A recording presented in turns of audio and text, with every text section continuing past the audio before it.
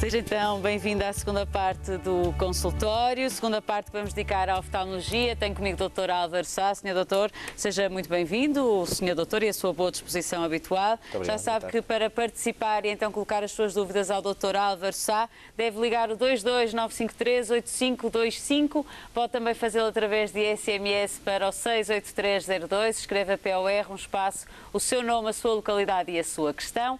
Pode também, se preferir, escrever-nos um e-mail para consultório@portocanal.pt ou então uma carta para a morada em rodapé. Senhor Doutor, temos já uma chamada de Santa Maria da Feira. Quem nos liga é o Bento Silva. Olá, Bento, seja bem-vindo. Obrigado. Boa tarde. Boa tarde. Diga, se faz favor. Pode colocar a sua questão.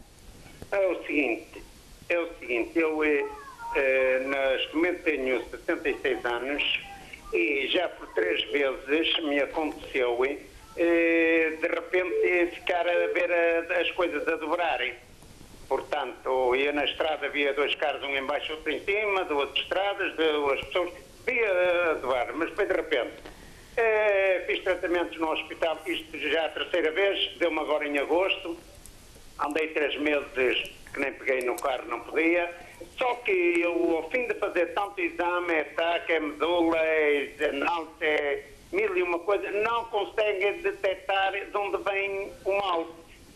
Porque é assim, como vem, também vai. Começo a ver como, passado um tempo, vai tudo ao normal. E era a ver se me podia dizer alguma coisa sobre isso, se será mesmo da visão, será... Bento, vamos ouvir o Senhor Doutor. Boa tarde, Sr. Silva. Boa tarde. De facto, geralmente quando uma pessoa tem 2 imagens, isso chama-se diplopia. E há muitas causas para uma pessoa ter diplopia. Desde logo um desequilíbrio oculomotor. Se um olho está a olhar numa direção e o outro olho olhar ligeiramente noutra direção, vemos 2 imagens. No caso, se vê uma em cima e outra em baixo, provavelmente pode ter uma hiper ou hipotropia, isto é, um olho que de repente desnivela e fica um bocadinho acima ou um bocadinho abaixo do outro olho. Agora, as causas para isso temos que as encontrar em conjunto com a neurooftalmologia, que é uma subespecialidade da oftalmologia, e com a neurologia. É onde eu ando. Pronto. Portanto, tem de facto que fazer uns exames, como disse muito bem, também saber a nível sistémico se tem alguma doença, por exemplo, um indivíduo que é diabético pode ter episódios destes esporádicos, Agora não estou. se é hipertenso ou não, se tem as tensões controladas ou não tem, pode também ter espasmos musculares que podem provocar este tipo de diplopia, pode ter uma doença neuromuscular, enfim, podia falar da miastenia gravis, por exemplo, mas isto já é arriscar muito dizer uma coisa destas. Portanto, há vários tipos de doenças musculares, neurológicas, que podem dar episódios destes e pode estar apenas no início. E, portanto, ser muito esporádico, ser só episódios muito rapidamente resolvidos espontaneamente e que, se calhar, com o passar do tempo, dos anos, se calhar começa a ter outros sintomas associados que vão ajudar os meus colegas a encontrar o diagnóstico definitivo do que tem. Sei. Às vezes, quando uma patologia começa de início, pode o quadro não estar todo desenvolvido e, portanto, nós próprios temos dúvidas. E vamos dar tempo ao tempo, vigiando periodicamente, 3 em 3 ou de 6 em 6 meses, para ver se surge mais alguma pista que nos ajuda ao diagnóstico final. Estava a ter certo realmente com a opinião do neurologista, o que o doutor acabou por dizer agora. Pronto, era essa a minha dúvida. Aliás, fiquei esclarecido, embora a gente quando assim fica sempre com receio, não é? Mas graças a Deus já estou bom. Só que o problema é que ainda não conseguiram descobrir de onde vem isso. E será que, como o senhor doutor acabou por dizer, pois por tempo... Isso. Talvez... Tenha paciência, Sr. Silva, que eu tenho a certeza que os meus colegas vão acertar com o seu diagnóstico e trato. Sr. doutor, atenção que eu não estou a pôr o trabalho dos colegas em causa. Claro. Não, por amor de Deus, até pelo contrário. Pronto, era isso, Sr. doutor. Muito obrigada. Obrigada. Agradeço muito. Parabéns pelo vosso programa e não só pelo programa, como pelos programas todos. Muito obrigada. Sou visitante do vosso programa. Muito obrigada. Obrigada, Bento, pela sua participação e também por ser um telespectador, então, assíduo do nosso Porto Canal. Seguimos agora para uma chamada aqui do Porto. Quem nos liga é Helena Silva. Seja bem-vinda ao consultório. Boa tarde. Boa tarde. Eu era para saber, eu tenho um irmão com problemas de vista. Sim. Que lhe anda 1 ano e meio nas consultas e não lhe resolvem o problema. Eu gostaria, dizem que o nervo óptico está corroído e que não lhe vão receitar nem óculos, nem fazer operação e que virá vir a cegueira. Eu gostaria de saber mais sobre isto. Será possível, Sr. Doutor? Boa tarde, Dona Helena. Assim, dessa maneira, é difícil eu saber o que é que se passa realmente com o seu irmão. Mas se é uma patologia do nervo óptico, percebe-se que se receitarmos óculos, infelizmente, não vai melhorar. O nervo óptico é... Pronto, tem uma lesão do nervo óptico. Agora, tem uma lesão, pode ser um glaucoma, por exemplo, que é uma doença do nervo óptico e que, com o passar dos anos, vai perdendo fibras nervosas e, portanto, tem que ser tratado, mas, de facto, com óculos a pessoa não melhora. Pode ter uma neuropatia e há muitos tipos de neuropatias. Pode ser uma neuropatia isquémica, por algum motivo teve uma isquemia, uma falta de sangue, uma trombose a nível de um ramo que está a nutrir as fibras nervosas do nervo óptico e, portanto, uma zona do nervo óptico morreu, entre aspas. Portanto, há muitos tipos de doenças do nervo óptico, algumas com tratamento, outras sem tratamento e, de facto, cirurgias para tratar doenças do nervo óptico, tirando o glaucoma, há poucas. E se a lesão é do nervo óptico, infelizmente, o nervo óptico é um conjunto de fibras nervosas. Quando elas morrem, infelizmente, dificilmente elas se replicam, dificilmente voltam a nascer. E, portanto, aquilo que se perde, geralmente, nunca mais se volta a adquirir. A sua colega, assim, disse que, portanto, que o fim é vir a ficar mesmo cego. E que diz que se o meu irmão deixasse de fumar, que retardava a cegueira, mas como não deixa, que acelera. E eu estou assim um bocadinho intrigada sobre isso. Certo, é uma doença degenerativa do nervo óptico, está a progredir, não é? Está a progredir. Pronto, de facto, o fumo geralmente faz mal por causa da arteriosclerose e, portanto, diminui o suprimento de sangue ao nervo óptico. Isso é um bom conselho, não é? Controlar as tensões também. Mas, melhor do que eu, a colega que eu está a seguir sabe o que é que se passa com o nervo óptico do seu irmão, não é? Sim, sim. Assim torna-se difícil eu dizer-lhe mais alguma coisa. Pois, está bem, doutor. Está bem. Boa tarde, então. Obrigada, doutor. Obrigada. Deus, obrigada, Helena. Obrigada pela participação. Vamos agora até Vila Nova de Gaia receber o Vítor Silva. Seja bem-vindo, Vítor.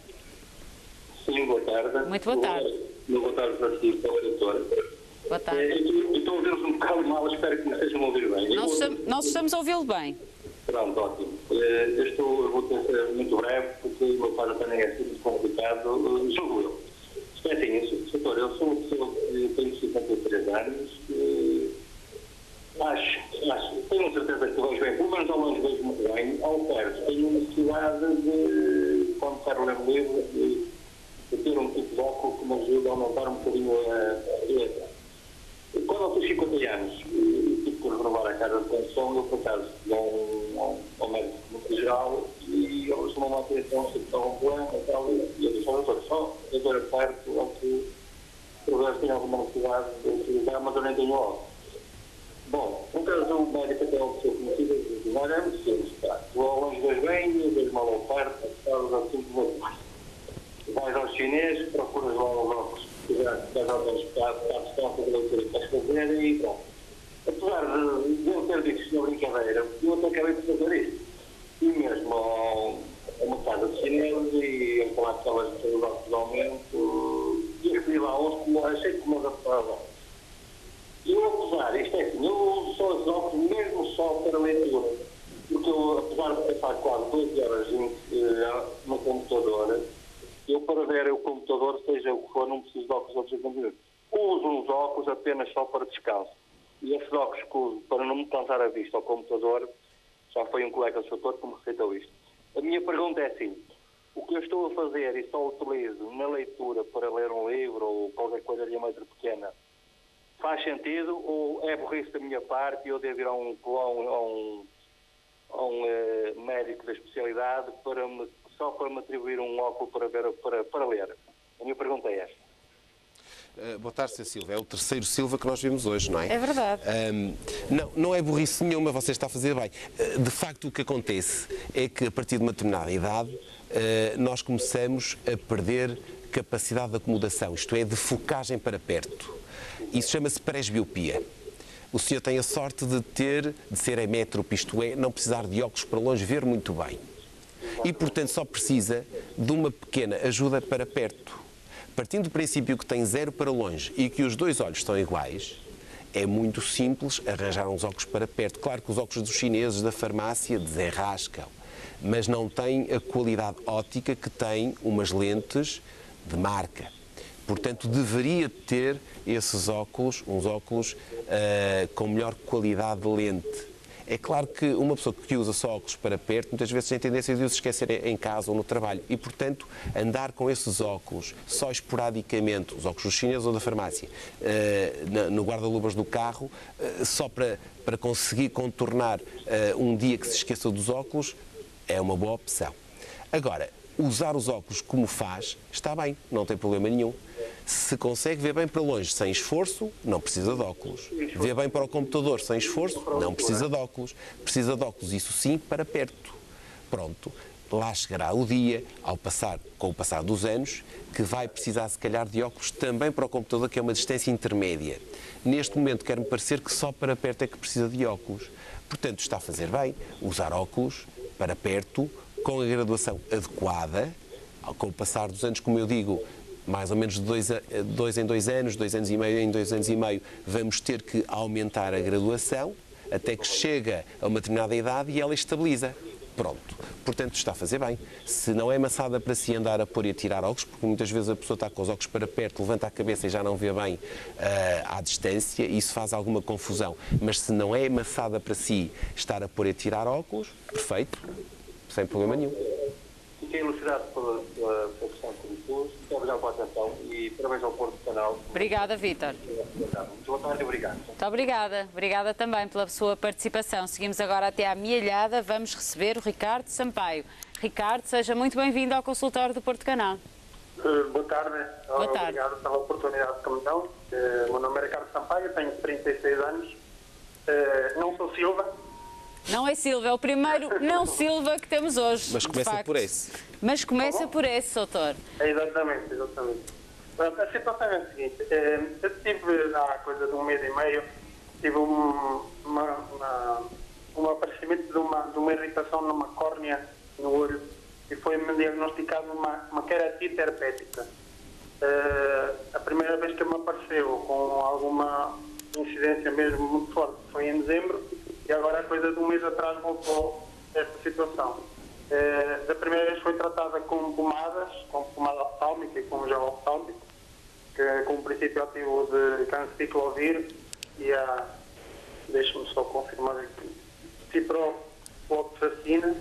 Portanto, foi feito este tratamento que me indicaram e agora, ao fim de algum tempo, voltou-me a aparecer a semana passada e continuo a fazer tratamento e eu gostaria de saber qual terá sido a causa do aparecimento desta situação e se haverá algum tratamento definitivo ou isto é só tratado ocasionalmente, dependendo da forma como aparece e se é da época do aparecimento. Não sei se a utilização do computador também tem alguma incidência em relação a isso ou não.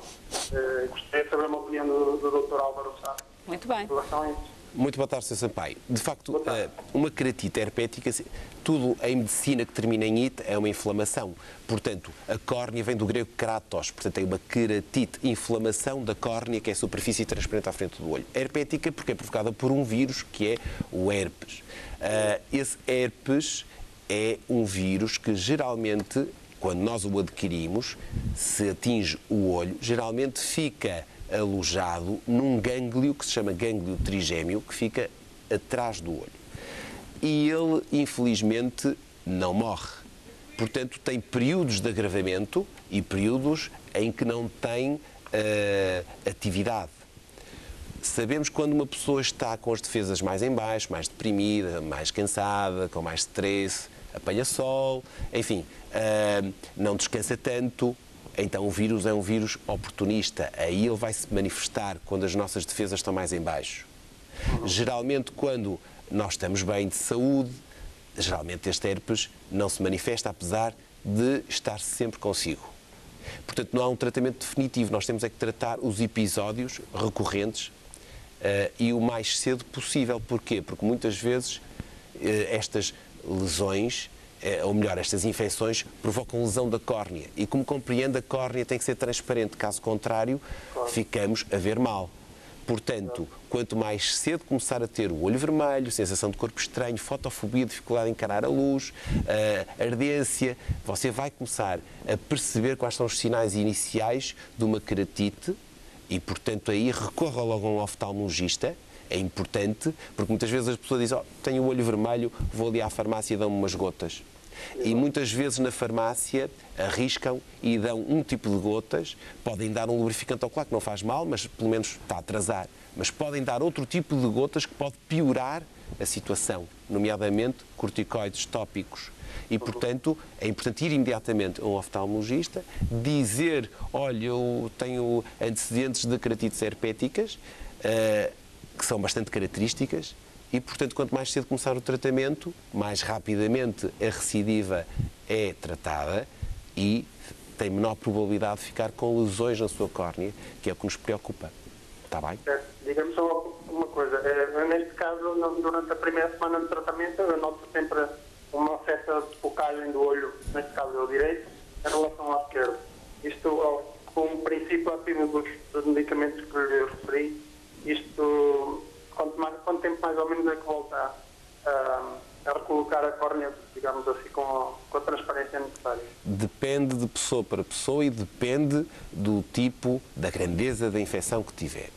Mas é natural que fique desfocado porque a queratite vai esfolar o epitélio da sua córnea. Às vezes não atinge só o epitélio e também é estromal, isto é, na espessura da córnea. Isso é uma situação mais grave e, portanto, pode inflamar a córnea, ela incha um bocadinho e, claro, fica a ver turvo, não é? Portanto, tem a tal, entre aspas, esfoladela do epitélio, pode ter a tal lesão estromal, fica mais inchado e não só. Os princípios ativos que me falou, claro, antivíricos, o ganciclovir ou o aciclovir, são tudo fármacos que nós damos para tentar acalmar a situação e resolver a queratite herpética. Fazem bem por um lado, mas também são um pouco tóxicos para a superfície da córnea. Isto é, está a tratar a queratite herpética, mas também, por outro lado, está a induzir uma pequena toxicidade a nível do epitélio corneano. E isso também diminui a transparência da córnea. Mas tem que ser, é um pau dois bicos, temos que controlar a infecção sabendo que vai andar mais turvo com a visão durante uns dias. Mas, geralmente, estas crises, passado um mês, se forem tratadas logo desde o início, ficam resolvidas. Noutras pessoas, 15 dias. Depende de pessoa para pessoa e depende do início do tratamento. Com que rapidez é que recorreu a um oftalmologista? Muito bem. Ok. Pronto. Muito obrigada, Ricardo. Obrigada pela participação também. Senhor Doutor, vamos para Vila Pouca de Aguiar e, acredita ou não, com outro sobrenome começado por S. Não é Silva nem Sampaio, é Maria Sousa. Olá, Maria, seja bem-vinda. Olá, boa tarde, Susana. Muito bem-vinda ao consultório. E boa tarde para o Sr. Doutor. Muito obrigado. E também vos quero dar os parabéns pelo Porto Canal. Muito obrigada. E a todos os doutores que vêm ajudar as pessoas de Trás-os-Montes, que está tanta gente a vos ouvir. Muito obrigada. Olha, eu quero tirar uma dúvida com o Sr. Doutor. Não Com é certeza. Para mim, é para o meu filho. Sim. Olha, eu tenho um filho no Porto, na universidade. Sim. E dos 15 anos que ele começou já a ter miopia. Mas ele hoje tem 20 anos. Não consegue usar os óculos consistentemente. Ele já desde pequenino nunca usou os óculos. Eu metia-os na pastinha, mas ele conseguia não os pôr nos olhos. Tinha-os sempre na pasta. E agora a visão dele está a aumentar. Ele ao longe vai a conduzir e um triângulo, ele já não consegue ver bem o triângulo. É mais ao longe, que tem mais dificuldade agora com 20 anos. Eu queria tirar essa dúvida com o Sr. Doutor, se ele conseguiria pôr algumas lentes, o Sr. Doutor, que poderia fazer por este jovem, que eu estou muito preocupada. Boa tarde, Dona Maria Sousa. De facto, há 3 erros refrativos: miopia, astigmatismo e hipermetropia. A miopia é caracterizada por uma pessoa ver bem ao perto e mal ao longe. Portanto, eu calculo que o seu filho, se tiver apenas miopia, se não tiver associado, por exemplo, ao astigmatismo, consegue ver com nitidez para perto e mal para longe. Por esse motivo é que está a conduzir o carro e não vê bem à distância. A solução, eu calculo que o seu filho não gosta de andar com óculos. Há outras causas, pode haver outras explicações, mas vamos para a mais simples. Não gosta por uma questão estética, porque acha que fica feio com óculos. Uma pessoa que não gosta de óculos, já tem 20 anos, pode experimentar uma lente de contacto. É claro que as lentes de contacto têm muitas complicações, ou podem vir a ter complicações. É necessário também manuseá-las bem, é necessário ter a capacidade de tirar a lente de contacto todos os dias e depois, no dia seguinte, recolocá-la no olho. Pronto. Mas isso com um pouco de treino consegue. Mas há uma solução também definitiva, que é fazer a cirurgia refrativa. Fazer laser ou lentes intraoculares para resolver definitivamente o erro refrativo que ele tem. Mas a senhora falou que ele está a aumentar. E se está a aumentar, eu não aconselho a fazer cirurgia refrativa neste momento. Deve ter pelo menos 2 anos, sempre com a mesma graduação, para termos alguma garantia teórica que o seu filho está estável em termos refrativos. Ele já tem óculos, doutor. Ele tem uns óculos. Eu, já ano passado, em 2012, no princípio do ano, ele anda seguido já dos 15 anos. Certo, Só mas que o que eu estou a dizer... Pronto, se ele não os põe, eu depreendo que seja por motivos estéticos. Ou então pode ter outro problema, pode ter aquilo que nós chamamos de uma anisometropia, isto é, um olho com uma pequena graduação e outra com uma graduação muito diferente. Pode ter um olho com uma determinada graduação e o outro muito diferente. E, portanto, quando põe os óculos em binocularidade com os 2 olhos abertos, isso pode dar muita confusão, muito cansaço. Também pode ter essa explicação. Mesmo a estudar aqui, eu vejo que o miúdo se sente aflito. Pronto. Portanto, isso tem que ser visto. Se está bem graduado, se tem essa diferença, enfim. Mas o oftalmologista do seu filho, certamente que lhe... Pediu-me muito, que eu estive a falar com ele. Pronto. Pediu-me muito para o Sr. Doutor ele deixar a morada. Para o Sr. Doutor, se tem o consultório assim mais perto, que está no São João, ali na Universidade de Economia. Sim, tenho, mas é fácil, vá à internet, põe o meu nome, Álvaro Sá, e depois eu tenho um blog na internet e rapidamente tem lá os meus contactos todos. Sim. Mete só o Álvaro Sá? Basta Álvaro Sá e aparece tudo o que está associado, inclusivamente a clínica do Sr. Doutor. Então, está bem, Maria? Eu digo-lhe então ao meu filho. Muito obrigada, Maria. Obrigada, Maria. Obrigada a todos os telespectadores que participaram e que, obviamente, nos acompanharam no consultório de hoje. Agradeço-lhe também a si, Sr. Doutor, por ter estado connosco nesta segunda parte do consultório de hoje. Amanhã regressamos à mesma hora, já sabe, a partir das 17h05 aqui no Porto Canal. Até lá, deixe-se ficar na nossa companhia. Segue-se a síntese informativa com a jornalista Ana Rita Basto. Até amanhã.